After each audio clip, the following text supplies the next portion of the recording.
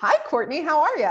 I'm doing great. How are you? Excited to be here. Oh my gosh, I'm so excited to have you. We have been in a couple of different Facebook orbits, and this is our first time talking face to face, and I'm so grateful. Yeah, super excited. I feel like once you kind of enter this community, you start to cross the same people over and over. Yeah, absolutely. Absolutely. Well, and hopefully now we are expanding that community because I am on a mission to correct the assumption that a lot of people are taught, which is there's only one way to do manifestation. And if you're not doing it in this particular guru's way, you're doing it wrong and you're fucked and you're just going to die. And so I have, over the 14 years, 16 years that I've been really into this, I see a lot of people get very frustrated with themselves because they are not being successful in doing things quote unquote the right way. And so I'm really excited to be featuring different people who have different processes and have still been very successful at manifesting a bunch of shit. So thank you for coming and telling us your story. Yeah, it is. When I first started manifestation, I feel like I found one person and they gave you this process and I was like, well, it's not working. Manifestation must be broken or I'm broken. I don't know which Yeah. one. Yeah. And as someone that specializes in trauma and leadership, that's really like my bread and butter. Um, when people engage in this process and they come away with the belief that they are broken, right? And certainly a lot of clients come to me and end up on my doorstep feeling that way. They're like, I know you're a manifestation coach. I know that's something that you teach.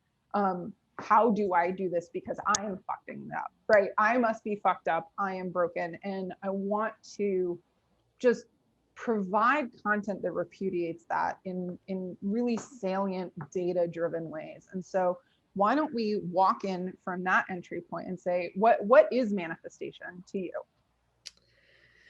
Manifestation to me is just the ability to get what you want consciously or subconsciously, and it's a negative and positive thing. I feel Mhm. like people call manifestation only the positive, like, oh, I manifested $1,000, or oh, I manifested, I don't know, the perfect outfit. But we Yeah. also manifest negative situations. And so it's manifestation is just the ability of bringing your thoughts into reality.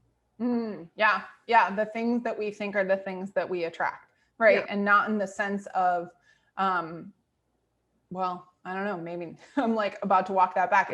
It's true, like I have struggled with body dysmorphia from the time I was 6 and got very, very, very, very thin at one point using like really restrictive eating that was supported by kind of like a codependent, unhealthy group. And because I never addressed the body dysmorphia, right, I still held in my mind this picture of myself 100 pounds overweight. And like, lo and behold, over the years, whoosh, that's who I became again because I'd never addressed the root issue, which was I saw myself as a fat person, right?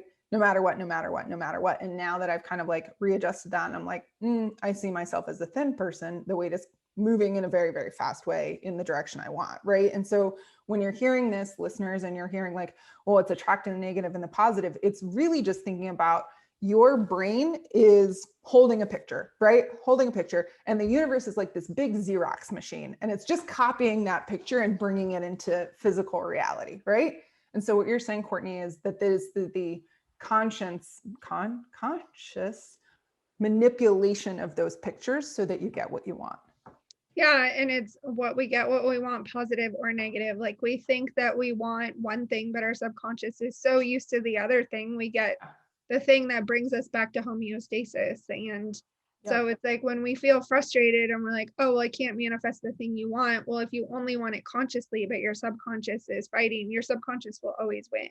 Yeah, amen. Amen. I call it having your foot on the brake and your foot on the gas, right? It's like, well, I'll use an example that's common in the coaching world, right? Like, I want a 10K month. I want a 10K month. Your foot's on the gas, right? And then you have a deep limiting belief. And I don't know, you have a deep story that you're telling yourself, which is like, for me, it was single moms deserve to struggle, right? If I made a lot of money as a coach, I was like repudiating my mother's life and how hard it was for her as a single mom, right? So my foot was on the brake subconsciously, foot's on the gas like in physical reality, like I'm doing all the right things to have this income and I'm doing all the things that are making me feel like shit about being a good daughter, right? And so when you're manifesting, it's just a matter of thinking about what are those stories, what are those beliefs, how do we get out of our own way by reprogramming our subconscious. Yeah. Fucking love it. All right, how did you get into all of this? network marketing, I think. Oh, tell us. So I remember when I was, I think in my 20s, hearing from people like, oh, what you believe becomes your reality. And The Secret came out, and I Yeah. remember just being like, that's such bullshit. Like I can't control that stuff. Like, what are you talking about? Like, Mhm. I can't make any changes to that. And just this idea that we could consciously change our reality was just, it seemed beyond crazy to me. Yeah. And now, like, taking steps back and understanding that 90% of our thoughts are on a habit loop, and we, Yeah. unless we decide to change them, we really can't control them. It's just our subconscious. Yeah. And so the idea of changing your reality was crazy because I didn't understand that my thoughts that I didn't have control over my thoughts, and I didn't know how to change them. And I started getting into personal development, and I started when I joined network marketing and kind of continued my personal growth journey. And honestly, even when I first started network marketing, I still didn't believe it, but I didn't understand why I was putting all this effort in and not getting results. And I'm like, I'm watching other people get results and doing the same effort. And so then I started to question things and kind of just further go down the questioning path. I don't know at what point I was like, oh, manifestation is real. Because I Yeah. was manifesting stuff, obviously, because we always are, good and bad things, but I didn't understand why. And there was some point, and I honestly don't know this like aha moment. I don't have this like, oh my gosh, there it is. Right. But it just started to slowly become part of my reality. And I think I slowly started to let it in. It felt, I grew up Christian, and I feel like I was told it was like very anti-Christian. So I was like, oh, There's so much in scripture about this though, right? There's so much in scripture about this. Okay, go on. I'm always like, I grew up Christian too, right? And there, when I see people get very into like, you have these crystals and you have these prayers and you have to have an altar and you have it. I'm like, there's so much in scripture about this, right? About the possibility of calling in different things, being conscientious of the energy that we're putting out, right? It's just written in these different words. Anyway, tangent. If you're a Christian, you can totally do this without feeling like you're a sinner. Yeah. So I feel like I just had this strong belief that maybe it was wrong. And so I stayed away from it. I think a lot of it, because it's kind of introduced through like tarot cards and things like that. And so I was like, oh, those are bad. But I didn't know why I thought they were bad. It was just a subconscious belief. And then I slowly started researching and understanding for me what manifestation was, and that it is in the Bible, and that God does say, proclaim your dreams and they can come true. And I was like, oh, maybe there is something to this, and started researching and understanding what it was and how it affected my life. Yeah. Oh, I love that. I love that because I'm very similar. Like I don't think I had a tarot reading in my life until I was 35. And I've been into this stuff since I was 22. While everyone else was like making fun of The Secret, I was like, oh my God, this is, I just thought I was like extra smart. I'm just extra smart. And that's why things always work out for me. And it was like, oh, I read The Secret and I was like, oh, I'm not extra smart. There's just like a pattern to the way that I think about things. And as a result, stuff comes really easily to me. Right. And so that this idea of, right, like God says, call your shot, right? Call your shot. And I think manifestation, conscious manifestation versus just like we think a thought and it gets reflected back to us in our reality, right? Conscious manifestation is really just about being clear about what you want and feeling good about having that thing, right? So I think if you're calling in wealth and you think that rich people are asking, right? Like it's no easier for a rich man to enter the kingdom of God than a camel to pass the eye of a needle, right? If your shot that you're wanting to call is you're able to pay your rent every month, right? And buy groceries and get your kids shoes at Target instead of Walmart or Goodwill, but you're feeling like you're a bad person if you do that, right? Like God is saying, call your shot. So call your shot as this is what I want, and then do whatever healing work you need to do to reframe that story that you have going on, right?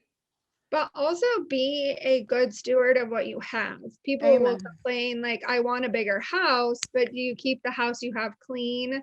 Do you keep it hospitable? Do you take care of it? Do you pay your bills? Do you, like, we want to make things bigger and bigger, but we don't take care of them when they're small.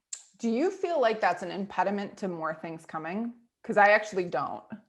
Let's talk about it. I do. I think that because I think when we take care of something, we appreciate it and we feel abundant, and that's what brings more of it. So like if I'm living in my house, I have a pretty small house. It's like 1,200 square feet. I'm happy with it. It's just me. I don't want a bigger space to clean.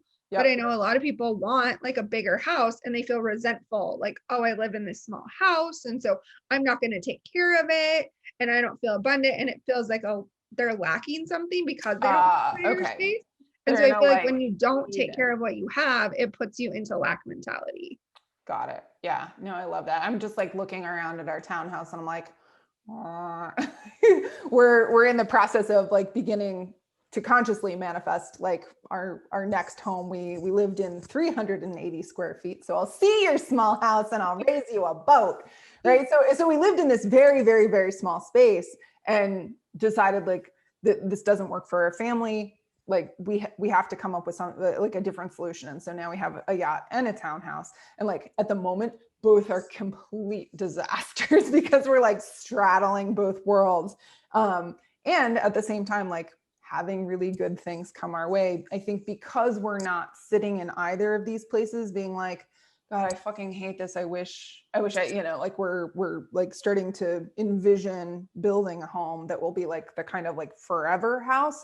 And while we're holding the vision of that, right, and we're driving through these cornfields in this new town that I live in, and we're in my husband's hometown and all of this, like we're seeing the picture of our future home and concurrently being very grateful for what we have now, right? Every time we walk in the house and we're like, oh, air conditioning.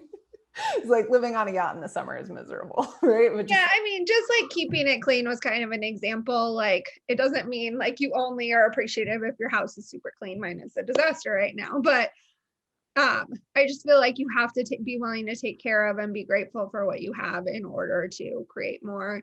Like a big thing for me is when I was in my full-time job, I was remote 2 days a week and I had to go into the office 3 days a week, and I wanted to be remote full-time. And I don't even remember like consciously. Did you manifest COVID? Is it your fault? No, I went remote pre-COVID, but I remember sitting there those 2 days a week and saying, I'm really grateful that 2 days a week I got to work from home. Like I get to do all of these things and it's really amazing. And it's nice. I don't have to commute every day because I had a 45-minute commute. And I just like really grounded into the 2 days I got to work from home. And then I got a new boss a month later and he's like, oh, you can go full remote. Where my other boss was like, nope, you have to go in 3 days a week. And so I just saw like the more I could ground into what I had, even if it was only a piece of what I wanted, the more I could create the full picture of what I wanted. Beautiful. Beautiful. Yeah. I think that's really the key, right? It's like being aware of where you are in the moment, appreciating the things that there are to appreciate and moving from that point, right? I'm always just like single moms listening to this. It's okay if your house is a fucking train. Like that was never a thing I could handle. But what the nugget here, right? The common theme is appreciating where you're at. And I think what a lot of people who have been into this for a long time and aren't having the results that they want, what they do is they think a thought and the thing doesn't come through because they're like, I have to think positively about this thing or it's not going to happen. And I feel guilty for it not happening. Right. And they call their shot and they're like, I'm going to manifest a new car. Right. And the new car doesn't show up. And then rather than walk towards this new car coming through by being like, I'm so grateful I have a car now. I'm so grateful that my car reliably gets to my job. I'm so grateful that my car doesn't take, high octane gas and I don't have to pay, like whatever it is, but like getting on a little treadmill of excited about where you're at, as opposed to this like backwards rolling car where it's like, no, I hate where I'm at. And that's why I need a new thing. Like appreciate the thing you have and like goose that, like, I don't know, I'm mixing metaphors, right? But like pump that gas pedal of like, I love what I have. I love what I have. I can't wait to have more. I can't wait to have more. And like, even if what you have is kind of like my husband's going through cancer, it's kind of shitty, right? But there's every single day, there's a thing that we can appreciate and we appreciate the fuck out of it, right? And because of that, more good things come our way. But also like letting yourself think negative. I feel like there's so much spiritual rhetoric around like, oh, just be positive, just be positive. That's the whole reason I created this show. That. Okay, go. Like you have to allow yourself to have feelings and emotions and get upset and be frustrated. And because if you don't, you sit in that consistent feeling of it. Like my job, when I was still at it, we had this massive change at work, and I was so frustrated about the change because they doubled our workload, they completely changed things, and they didn't train us. And I was just good times. They really set you up for success. Oh yeah, I was so angry about it. And my friend was like, just be grateful you have a job. Just be grateful that you get to work from home. Just be great. And she kept pointing out all the things I needed to be grateful for, but I couldn't be grateful for it until I got really pissed off about it. Oh my God. Oh, it's so funny how the universe brings us exactly what we need to hear. Like yesterday, I posted in a group that we're both active in. And I was like, things aren't flowing. I feel really stuck, right? And like 19 different people were like, we know what's going on in your life. What haven't you surrendered, right? And like a couple of them are friends of mine, and they DM'd me and they're like, what haven't you surrendered? And I was like, ugh. And I went out on my porch this morning and just like started journaling. I don't journal every day. And like the first thing that came out was like, fuck you, God. Like I was so angry at God, and I like hadn't had it out with God yet. And I was just like, oh, this is what's been stuck. Right. And like now I feel, I had $500 come to me today, like all sorts of great stuff has happened, but it started with, I'm going to feel the feeling of where I'm at. I heard a quote today that actually I thought kind of helped me. It said, we're surrendering all the time, and we're either surrendering to our bullshit or our power. So you got to pick which one. Yeah. And I was like, because people are like, it's hard to surrender. And it's like, well, you're always surrendering no matter what. You're either surrendering to your crap story, or you're surrendering to the fact that you can get out of it. Girl, preach. Yes. Yeah. Because we are either a victim to our story or a hero in our story, right? And so manifestation is really just about deciding how you're going to choose to view the thing that you're viewing. There's so many different metaphors that we could play out, but I love that, right? It's like, how do I rewrite whatever's happening in a way that I'm the hero as opposed to the victim? And then watching things change as a result of that. Yeah. And learning to be the hero in your own story. Like that's scary for a lot of people. They don't want the attention. They're afraid people will be jealous. They're afraid that people will judge them. And I say, you have a choice. Like you can either let someone's judgment cost you millions, or you can be happy. Yeah, absolutely. Well, and I think too, some of it comes down to not wanting to get my hopes up, right? I can't be the hero in the story because then I'll get my hopes up, right? I can't, the way that this show happened was I got a download, like a spiritual download, that we were going to buy a house this fall, not rent a house this fall. Right. And I was like, oh, okay. And I felt like such a deep knowing with it, and just kind of like a playfulness with it, that I was like, I'm going to put my process up in my Facebook group. Right. And I just started teaching about it. And I was like, oh, I'm supposed to be teaching manifestation. Like a thing, I've done it with my one-on-one clients for years, and I have resisted teaching it publicly because I'm like, oh, other people do that. Right. But it was the process of just stepping into it and being like, well, being the hero in my story in this moment means I'm just going to own my authority here. And other people may take shots at me for that, right? Other people may think less of me for that. But the other side of that is I don't want to get my hopes up, right? I'm going to call my shot about buying a house, and lo and behold, I make a different decision and get a house much faster that I rent. There could be a story there where it's like, oh, I failed. I didn't do it, right? Or instead, I made a different choice based on what would make me feel good in this moment, which is air conditioning, right? Or it just took a little longer than planned because the perfect house isn't ready. Yeah, the perfect house isn't ready. And lo and behold, now that we live here, we're like, oh, we want to build something, right? Like we're literally going to build a house based around we want to watch a sunset off a hill. Sure, right? And we wouldn't have known that had we bought a house before moving to this neighborhood. So if you're listening and you're stuck and you're feeling, be the hero in my own story, I'm going to get my hopes up and then I'm just going to be disappointed. Getting your hopes up is the gas that moves the manifestation car forward. It's a willingness to say, I'm going to be excited about this thing happening, even though I don't know if it's going to happen. Right. Or how it's going to happen. Yeah. Things can happen differently than we ever imagined. I mean, I know my life is unfolded in a way I never expected, but it's been amazing. Yeah. Yeah. You didn't get the standard issue, like white picket fence with like 3.2 kids or whatever the fuck it is. Yeah. No, that is something that I've struggled with. I'm still not married and I don't have kids, and that's been hard. And it's been like, yeah, but I have all these other amazing things in my life. So I can focus on this thing that I don't have that I want, or I can focus on the fact that I've been to 30 countries. Oh my God. Yes. Yes. Well, and the fact that you've been true to yourself, right? Like I did the white picket fence thing, but it was coming from a place of deep compensation for feeling unworthy. Like when I like went and bought my wedding dress for the person I am with now, I like went out to shop, and my sister said something along the lines of like my first wedding having been about everything other than like the love with the person, because it was this pageant, like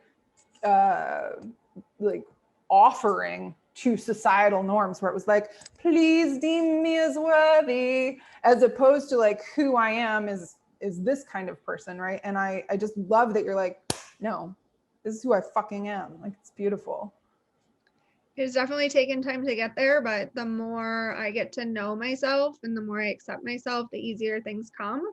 And the more fun they are, and the more that I realize like, oh, this is who I am. And human design was a huge part of that for me. Ooh, talk to us about that. Do you know what human design is? I do, but I'd love for you to share with the So class. human design, I guess the best kind of snapshot in a way to explain it is it's the genetic blueprint of your soul when you're born. And so you're kind of given this genetic makeup when you're born of an imprintation of who you are and the life that you're meant to live.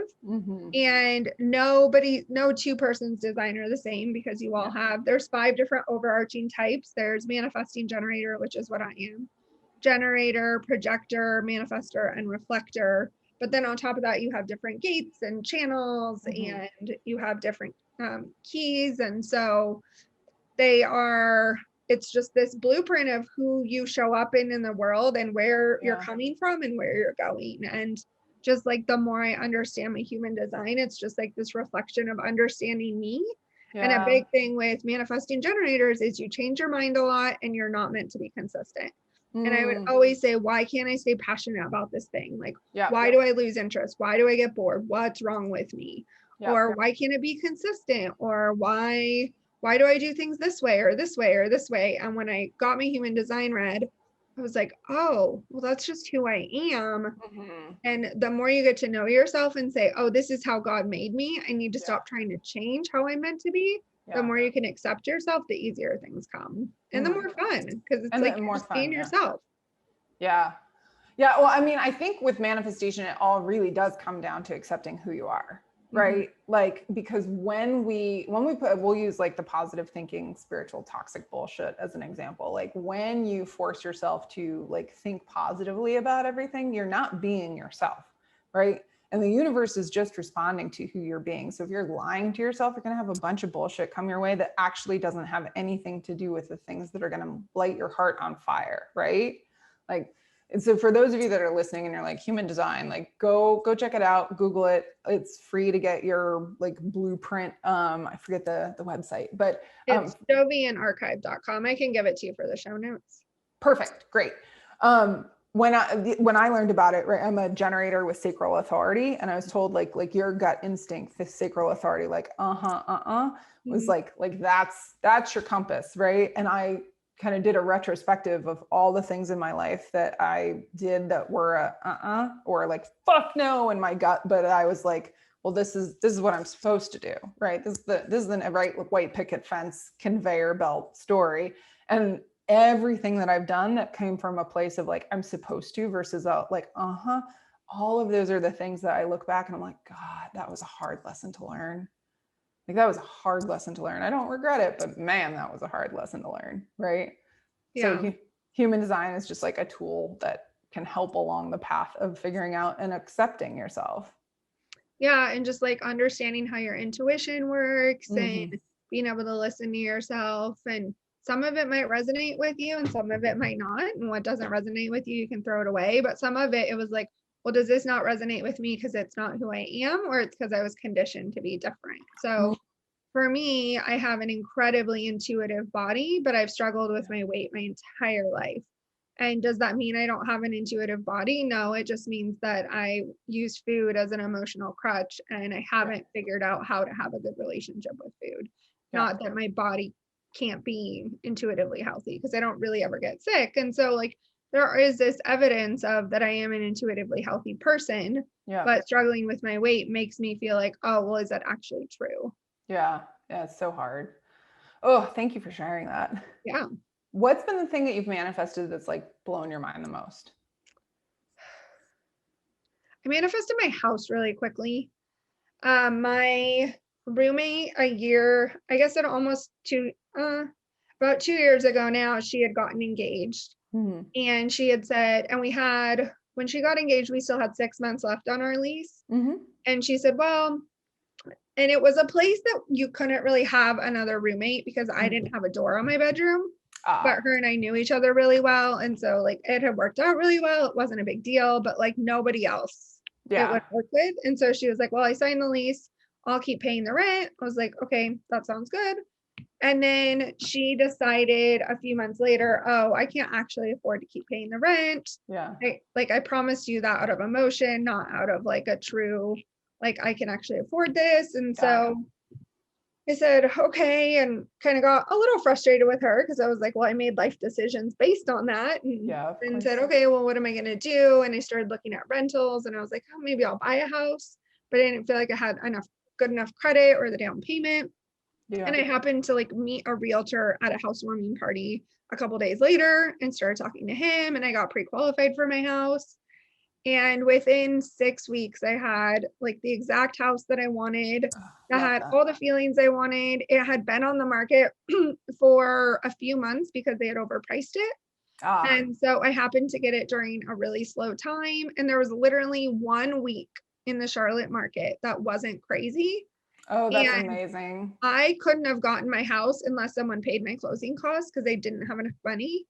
And it happened to me this really slow week, the only slow week we've had in like 4 years, where I was able to get my closing costs paid and able to get my house. And then interest rates had happened to drop. It was like I wasn't approved for the full enough for this house. It was only approved for 235 and this house was 265. And also this house, I found it and it was already under contract. Oh, wow. And I had told my realtor, I said, I just want to go look at it. And he's like, okay, it's newly under contract. So we go look at it and I totally fell in love with it, but it's under contract. Yep. I said, okay, I want to find something like this. Yep. And so then my dad comes to visit like a week later and I was like, hey, I really want to go show my dad that house. He's like, but it's under contract. I was like, I know, I just want him to see it and see what he thinks. And he's like, okay. So we put it on, my dad comes and sees it. And then I find another house that I'm like, oh, maybe I'll make an offer on this. Like it wasn't exactly what I wanted. I wasn't 100% sure. We had written up the offer and I was like, I don't want to make an offer on it. Like, it's not what I want. I'd rather wait. And then this house came back on the market. Amazing. I mean, amazing. And of course, right. Because you held the vision, even when evidence in the physical world was like, no, right? Like you held onto it and you're like, no, this is my vision. This is my vision. Right. And I think that there's a kind of like an existential stubbornness that is really helpful when it comes to conscious manifestation, where you're just like, no, this is the thing. Like, this is the thing and I'm not going to settle. Right. And that like, it takes a lot of courage and backbone to be like, I'm just going to say no to everything other than this.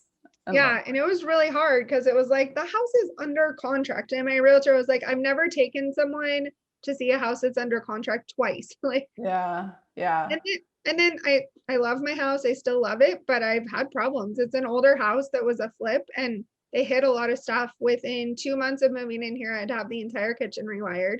Oof. Which I got really lucky and my home inspector paid for it because there were a lot of things that he missed that should have been caught. And then just back in February, I had a flood because my cast iron plumbing rusted out and flooded my kitchen and my bathroom. I'm sorry. I've been living in a flood for 5 months. Well, I haven't been living here. I just moved back in. But that goes to say, like, I was able to manifest my dream home, but it has not been like perfect and sunshine and roses. So I mean, I feel like when people will manifest a business or money or that relationship and they're like, but it's not perfect. And it's like, Yeah.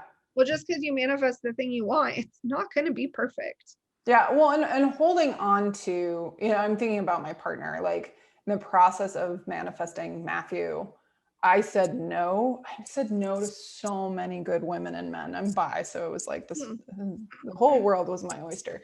And it was a willingness to like say no to anything that wasn't exactly what I wanted, feeling wise, right? Like he happens to be the sexiest man I've ever met, but I was going for like the feeling that I had when I was with this person.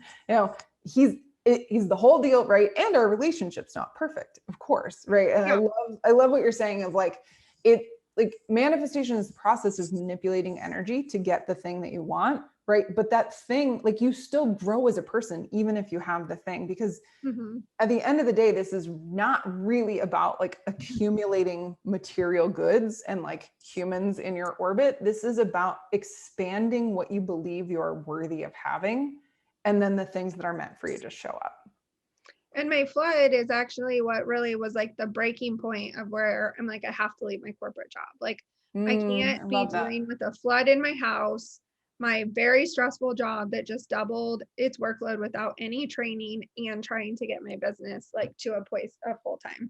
I love it. I And hate that so, you went through that, right? But the universe, Lacey Phillips calls this a rock bottom, right? And so if you're listening, you want to check her out. It's just TOBE magnetic.com. But the founder of that talks about those as rock bottoms, right? Like when we're not listening to what the universe is like, yo, this is a thing, like this is your authentic path. This is your authentic path, right? Like you end up manifesting things that nudge you in that direction. yeah, I literally like shook my whole world up and I was like, okay, well, I guess I have to figure something out. And Figure that's something out. finally what got me to be like, okay, I can't do this anymore. And it's been interesting through the process because I left my job in May and I've been working on manifesting 20K months, 20K months. And I was sitting there on my back porch the other day and I was like, I'm not making enough of my business. I'm not making enough of my business. I'm not where I want to be. And I was like, why don't, and I have money coming in all sorts of different ways because of Yeah. insurance and I'm getting short-term disability right now because of some stuff so I'm not at work, but I still get short-term disability until November and then I'm leaving. But I'm like, I'm going to add up how much money through all these ways that money is coming in. Yeah. And it was $20,000. Of course. Yeah, no, my manifestation, like I have a sales and revenue sheet, but then I also have like just an abundance spreadsheet. I track, there's stuff on there that literally says penny on the ground, right? Because if I'm calling in money, I want to recognize and acknowledge and be excited because then more comes, right? It's just a matter of like noticing where you're at, choosing the things that you want to focus on in that picture and being like, I'll have some more. Thank you. Love it. Love it.